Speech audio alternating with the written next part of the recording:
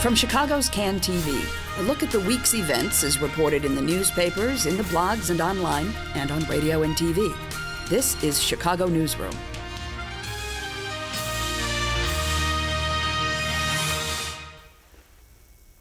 And hello again. Welcome once again to Chicago Newsroom. Hello, and welcome once again to Chicago Newsroom. I'm Ken Davis, and thanks for joining us today. I'm Ken Davis, and thanks for joining us today. You know, ever since Occupy Wall Street happened, I've always wanted to use the human microphone. So I asked these folks to indulge me. It's the closest I'm going to get to being able to use the human microphone. And we're always looking for new ways to spread the word about the show, so we have our guests do it too. David Schaper joining us today from NPR. How you doing? I'm good. I'm happy to occupy Chicago Newsroom.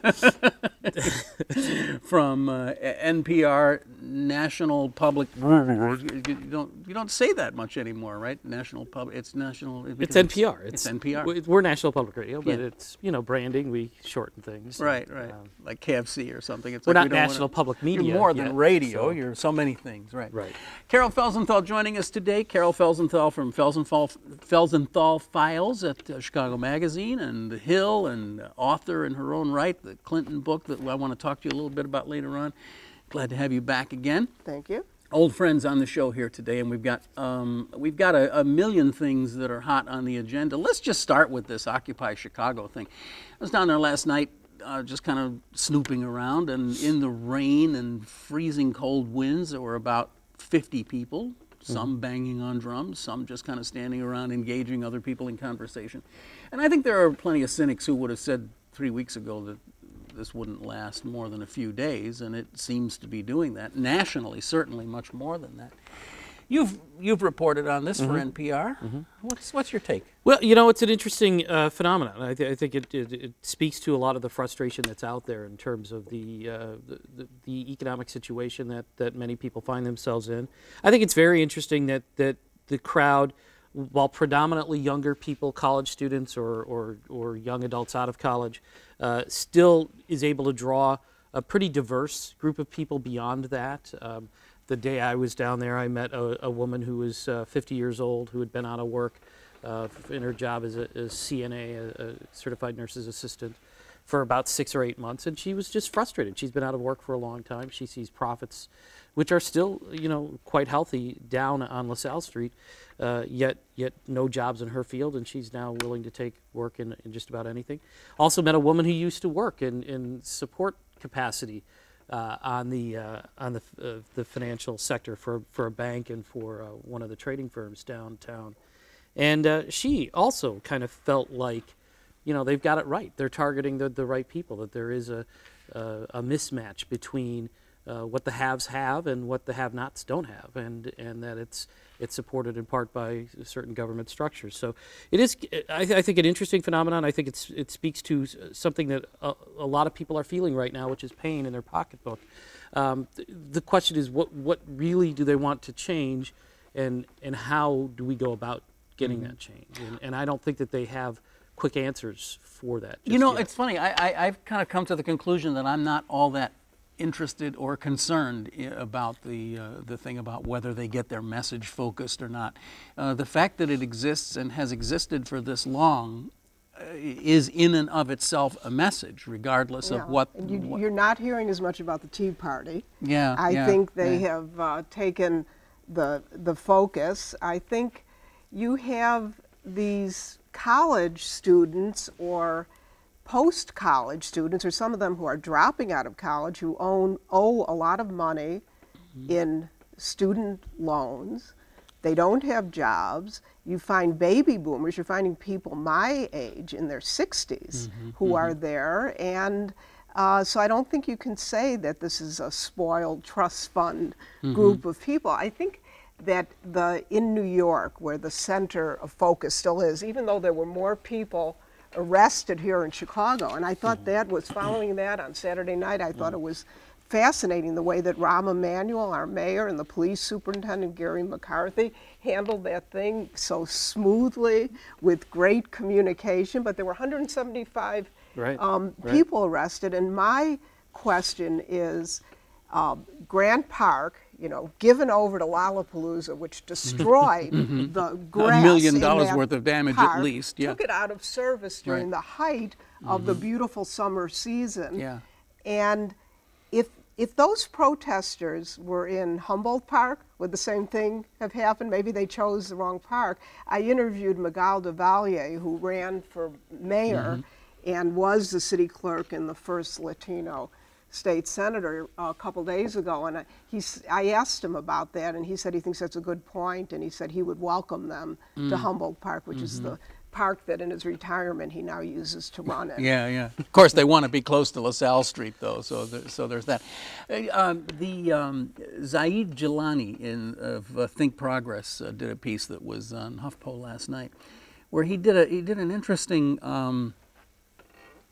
analysis of the big three cable news networks over the last few months, and found that before Occupy Wall Street, there were 7,000 weekly mentions of the debt or deficit, and about 75 mentions across all three networks of the unemployed or employment or jobs.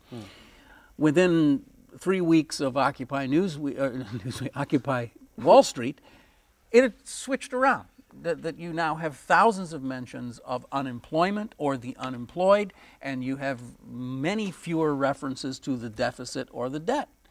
And so I would say that whether or not they have their consultants come in and help them focus and get their message so that they can get it down to 4 words and get it on a bumper sticker, they've had a profound effect on the dialogue in this country. On the tax policy, on the taxing the millionaires. I think the that's 99%. something. Yeah, that's something that you're hearing every day, many times a day. I mean, I'm sorry, Dave, but I just very quickly just want to say that they actually do have a theme. It's 99. Right. Because that's a and number. I'm not saying that they don't have a theme, and I think that's kind of been over-reported and to great. This repeating theme of, they don't know what they want, they don't have a message, they're unfocused, they're undisciplined, they don't, I really don't think that that's true. I think that their message is pretty clear. However, I would just kind of point out that the time frame that you're talking about, we had that enormous debt ceiling debate going on in Washington, D.C. That's So, true. of course, there was a lot of focus That on is the, true. deficit Right. in a lot of the news coverage, and not as much on the unemployed. And since that time, just because of the news cycles, I think there's been a greater focus on that. That said, I don't disagree with your point that there is an impact, and I think it's, churned a lot of newsrooms to start taking a look at, what are some of these issues that they're bringing up, what are some of these stories behind the protests that we can get out and cover, what haven't we gotten out and covered quite enough of, and I think that's a good thing. Well, the sign that went up in the on LaSalle Street that we are the 1% or whatever it was, I thought was very funny at the time and got a good chuckle out of it. But the more I've thought about it, the more I realized that actually was one of the best things that ever happened to the protesters, because it gives the other side of the 99, and it also it sort of engenders these news themes that come out of it, of the 1%, the 1%, the 1%. And that's hard for the Tea Party to... What David said before about the woman he met who had worked in the back office, you have to remember, most of those employees who are coming out to get their lunch on a nice day, they're not making more than your local city librarian. The local city librarian is about to lose his or her job, probably. I think the theme of redistribute the wealth is a dangerous one for the Occupy Chicago people, because it can be turned into, today, Jamie Dimon, who's worth whatever, millions and millions and millions, and tomorrow it can be the middle-class person who's making $59,000 a year, the kind of Hugo Chavez idea of going in and taking people's houses. So some of this stuff is, and if you watch Fox News, which I do, and I find it fascinating, ever fascinating, and the people who they are able to focus on, whether it's in Chicago or LA or New York, are the people who are viciously anti-Semitic, who are saying, close down the Federal Reserve and get all the Jews out of there. So there's an endless amount of material. But you don't hear about the Tea Party, and I think that's one of the interesting things. And I also wonder, where do the people who are participating plug in their iPads or iPods and their iPhones. That's I mean, how the do they communications committee. I actually Well, saw a charging yeah. station Did when you? I was down there Yeah. at the corner of LaSalle and Jackson there. And there was a big sign up that somebody had brought some sort of portable battery and You had could a charge couple up. of power strips connected to it, so they could all I hope charge it's up. solar. I hope it's solar Yeah, charged. I believe it was you know what, I didn't look closely enough at the battery. There's an extension cord all I running know. up onto the trading floor, and they plugged it in over there. Where they have the solar panels. I don't know. The New York Post yesterday had a great front page story about a gourmet chef who uses only the freshest and most organic products from farms in New York, supplying meals to Oh, the, really? And Yeah, of course, then Matt Drudge put that on a banner, you know, siren thing on his to show that these are, you know, trust fund babies who are just spoiled and entitled. And well, let's talk about. We normally focus, you know, locally here, but our local guy happens to be president, so I guess that makes it legit. What is the effect on Obama of all of this? I mean, how does he co-opt this if he's even capable of co-opting it? Does it benefit him in any way? I think it does help turn the conversation back toward what he wanted the conversation to be, which in terms of his policy agenda of trying to increase taxes or really put taxes on the wealthy back to where they were during the 1990s. It helps him shift, you know, add some fuel to that fire that he's been trying to make and the Democrats have been trying to make. One of the interesting things, though, I wonder about is if this speaks to a frustration among Obama voters in that not much has changed, and we voted for change. We came out in droves. We were there. We didn't like the way things had been going under the previous 6 or 8 years, and we voted for change, and it's not there. But there's no I opponent also, for him, so it does work to his advantage because he doesn't have a primary opponent. You know, there's no Howard Dean running, or. But they could not vote. But they could just say, you know, the system is fixed on either side. And I mean, the turnout was extraordinary in a lot of states, in a lot of swing states among young voters.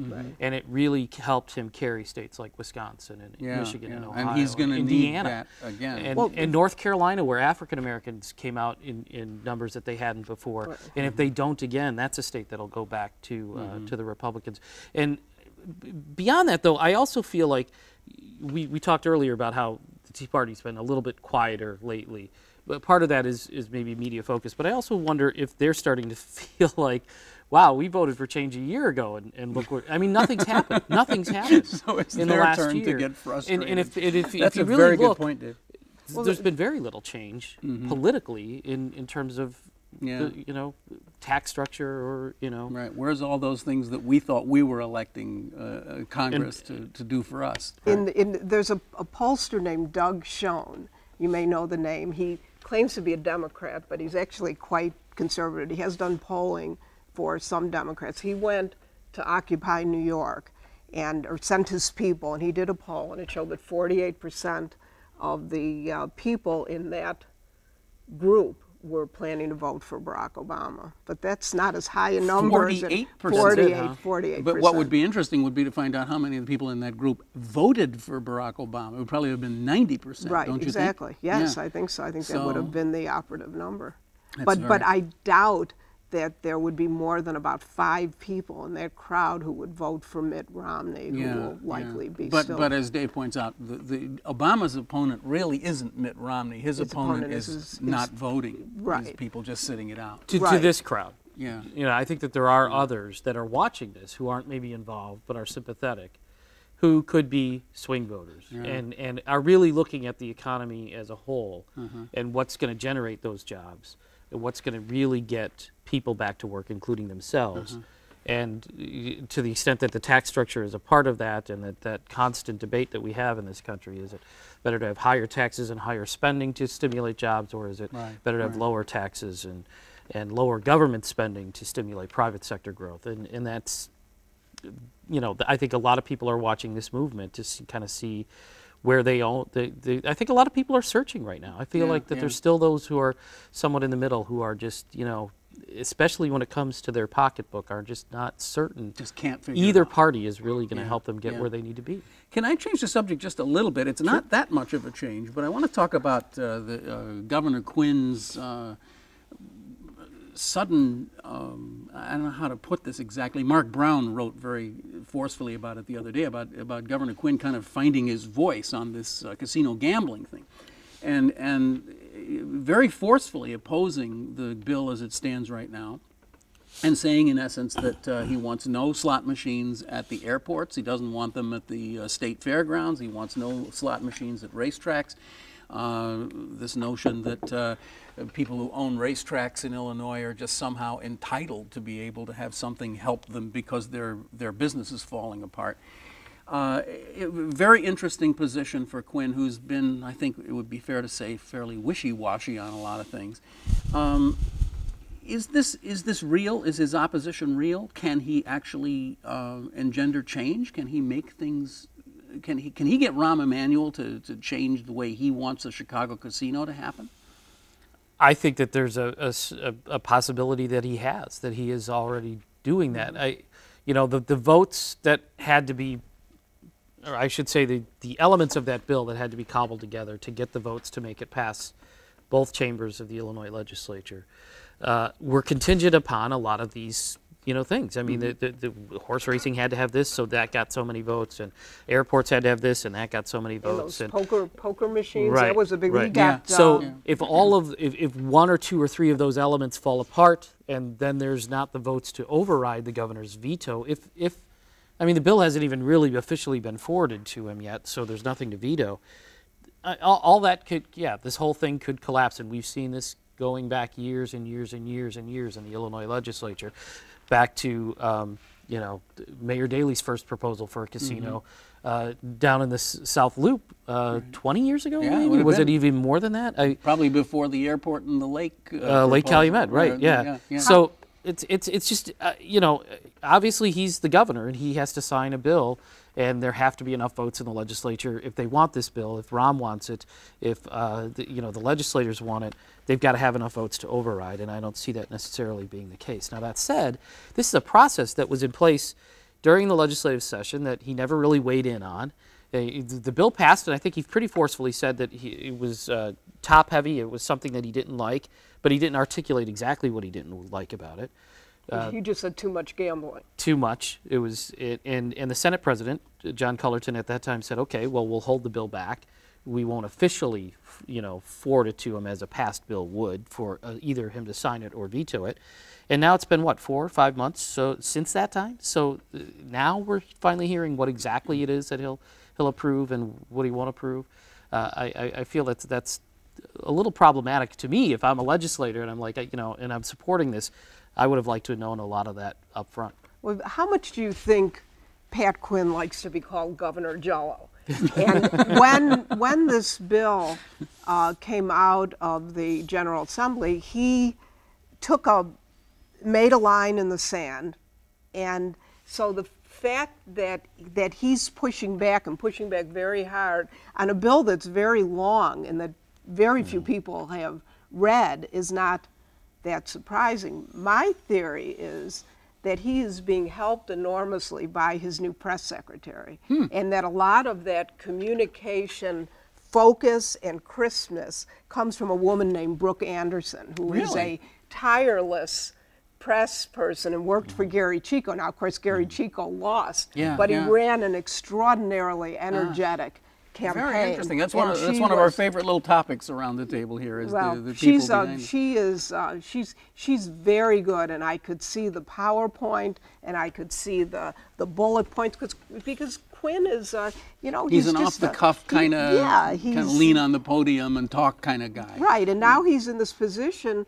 where either Rahm is going to look like the big guy or Governor Quinn's going to look like the big guy, and Governor Quinn is not going to be diminished. Again, I don't think he's going to compromise. There are going to be many compromises, and some of them will pass right by the public's mind. There will be a casino bill, but it will, he's going to get some of what he wants, and some of the oversight that he wants, which plays very well on Quinn's strong point. I mean, Governor Quinn is one guy that I would bet my house you're never going to find ending up in prison like so many of our other former governors. Basically, I thought it was just kind of fascinating to me that I was imagining the boys and girls on the 5th floor sitting watching this and saying, What? How dare he? Right, exactly. Who is this guy? I mean, they're so Doesn't he know they are so arrogant. Right? The Doesn't he people- understand his job here is to Right. get this through the Senate for us? I mean, And the other thing that you get from Quinn that's quite true,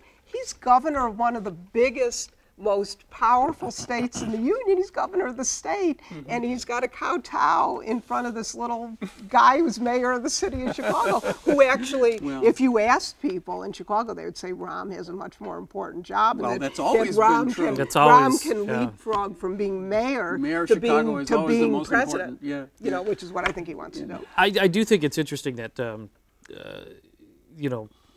the governor is putting his foot down here, and I wonder to what extent, like you talked about this being a surprise, if the legislature thought and Mayor Emanuel's people thought we can just get what we want. It's Pat Quinn. Come on, we Pat'll can just go along. Yeah, we'll just or we'll just bulldoze it and through and give him no choice but to sign it, because then he'll be against jobs, he'll be against economic development in Chicago, his hometown. We've got the pressure.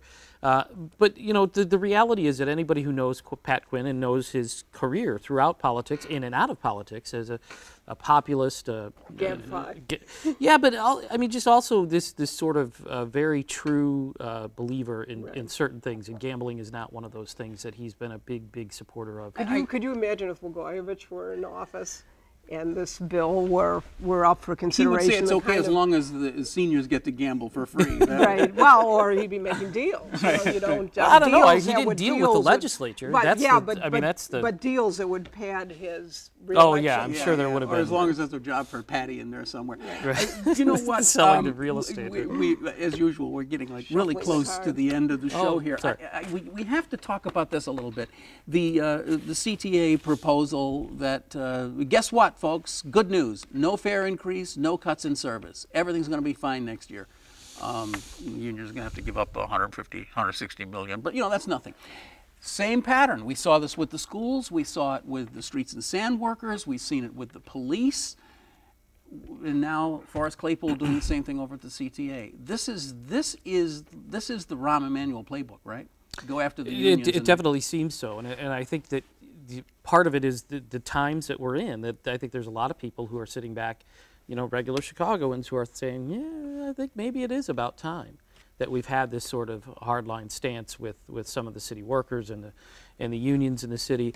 However, I do feel that there's a little bit of trepidation out there among a lot of voters and a lot of taxpayers saying, all right, well, okay, you're saying it's not going to cost me now, but what's it going to cost me on the other, what's the fine print here? And there's, and I do feel like those who have neighbors who work for, the Streets and Sanitation Department or the CTA, and those who actually do those jobs are also saying, okay, we'll take some, but what's this really going to mean? I mean, people are losing their jobs, public and private sector, all over the place, and there's an impact on neighborhoods that I think a lot of people are a little wary of. Well, when Rahm appointed Forrest Claypool to head the CTA, at first I scratched my head because he didn't have any experience in transportation, but it was an obvious choice, and he's done that in all the important departments. You see when there's an important announcement to be made, Rahm is in the foreground.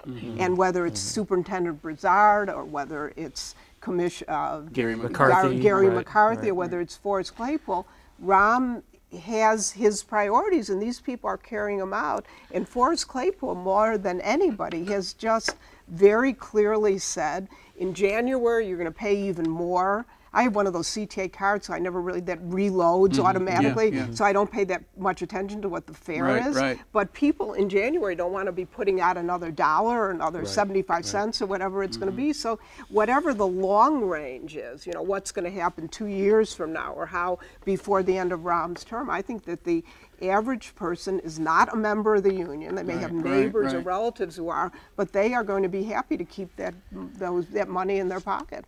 Can I just want to jump around here for just one thing.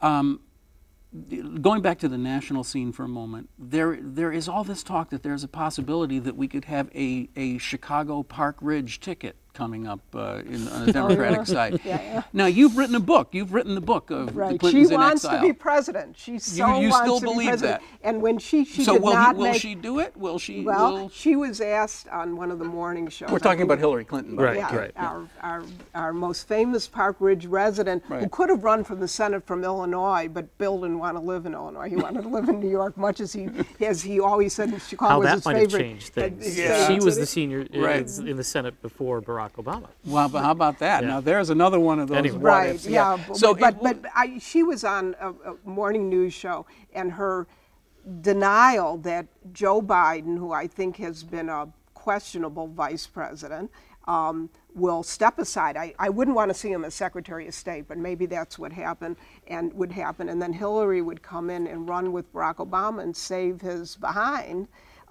She said she put the word "I think" or "I don't think" in front of not in the realm of possibility. I don't think and it- that's yeah. not exactly Sherman-esque. I think that Hillary would do it, Sherman-esque. but she is a calculating person. If she thinks Barack Obama is going down to defeat in 2012, she doesn't want to be on that doesn't want- ticket. she doesn't be on She'd it. rather run in 2016, which I have every confidence. I would bet just about anything. If her health stays good, and she's been in good health, she'll be running in 2016 and possibly as VP, but I don't think it's likely. what's the NPR perspective on this?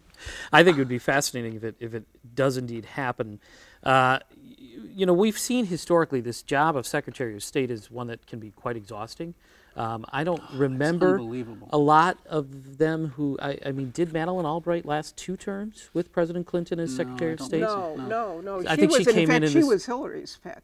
Yeah. Said Hillary demanded her as And so it's a job that's really quite stressful and quite exhausting, and it would not surprise me to see her not continue on in a second term in she's that already role. said, She's already said she Oh, she wants. has. Okay, so I'm behind the times there. She's retiring, But Yeah. but the question is, what she's too prominent, she's too popular She's invested too much. to not have some other role, and if it's not in the administration, if I'm President Obama, I'd be a little worried because that's somebody you want to have around because it's going to be a tough fight next year for him, and he's going to need all the help he can get. She would certainly bolster that ticket. Okay, so and I you think both get a strengthen it. couple of seconds here to say, would she make Obama's ticket stronger? yes. I believe so. Yes. Yeah, I think definitely. Then that's all we needed. A few seconds was enough. I think there's already a fair number of people who are wondering about that choice when it came down to it last year in the Democratic Party. Right. And people got behind Barack Obama because he was exciting and he was change, and it was the time for that, but are now second guessing it. Bill Clinton and some of his people will have to tell Hillary that Barack Obama will win a second term because that puts her in position. If they think he's a loser, she doesn't want to be attached to that. All right. Well, Eric Zorn wrote a letter to Joe Biden. I saw Did you that, see that? yeah. Why you've got to step down, Joe. It's time. And it's time for us, too. We're going to have to run away. I really enjoyed the conversation today. Carol Felsenthal, Chicago Magazine, and Felsenthal Files, NPR's David Schaper joining us on the program today. Thanks so much. We'll see you again next week. You've been watching Chicago Newsroom. It's a community service of CAN TV. You can find us here on cable, but you can also see this and all the other programs on cantv.blip.tv. You can check us out on iTunes, and you can subscribe to that audio podcast that I like so much. You can walk around and listen to it. Hey, we'll see you next time, okay? Thanks for joining us. We'll see you next time on CAN TV right here on Chicago Newsroom. Thanks. Bye. That's it all.